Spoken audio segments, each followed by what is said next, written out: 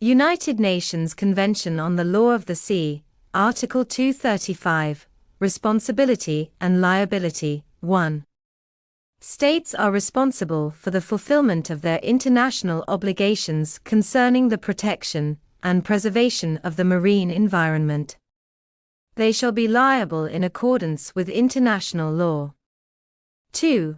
States shall ensure that recourse is available in accordance with their legal systems for prompt and adequate compensation, or other relief in respect of damage caused by pollution of the marine environment by natural or juridical persons under their jurisdiction. 3. With the objective of assuring prompt and adequate compensation in respect of all damage caused by pollution of the marine environment, states shall cooperate in the implementation of existing international law and the further development of international law relating to responsibility and liability for the assessment of and compensation for damage and the settlement of related disputes, as well as, where appropriate, development of criteria and procedures for payment of adequate compensation, such as compulsory insurance or compensation funds.